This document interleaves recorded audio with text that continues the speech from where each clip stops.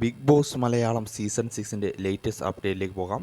വന്ന് കയറിയ ദിവസം തന്നെ അവിടെയുള്ള മറ്റു മത്സരാർത്ഥികളെ നിർത്തിപ്പൊരിക്കുകയാണ് അഭിഷേക് ശ്രീകുമാർ ജാൻമണിക്കെതിരെ ശക്തമായി പ്രതികരിച്ചു കൊണ്ടിരിക്കുകയാണ്. ജാൻമണി പറയുന്നത് പുറത്തുള്ളവർക്കും മനസ്സിലാവുന്നില്ല, എനിക്കും മനസ്സിലാകുന്നില്ല എന്ന് പറഞ്ഞ് ജാൻമണിയെ തളർത്തിയിരിക്കുകയാണ് അഭിഷേക് ശ്രീകുമാർ. ഇത്രയും ദിവസം ജാൻമണിക്കെതിരെ സംസാരിക്കാൻ അവിടെ ആരും തന്നെ ഇല്ലായിരുന്നു, ധൈര്യം കാണിക്കുന്ന ആരും തന്നെ ഇല്ലായിരുന്നു.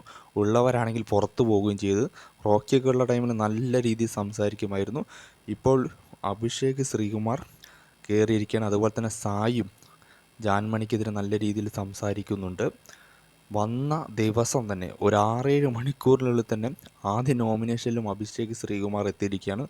8 വോട്ടുകൾ നേടിയിട്ടാണ് 8 മണിക്കൂർ കൊണ്ട് നോമിനേഷനിൽ അഭിഷേക് ശ്രീകുമാർ കയറിയിരിക്കുന്നു.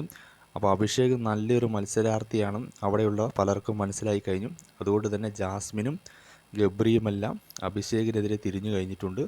ഇനി വരും ദിവസങ്ങളിൽ മത്സരം കൂടുതൽ കടുക്കുമെന്ന് എന്തായാലും ഉറപ്പായി. ജാൻമണിയുടെ കഥ ഇവരെല്ലാവരും കൂടി ചേർന്ന് പരിപ്പ് ആക്കുമെന്നാണ് തോന്നുന്നത്.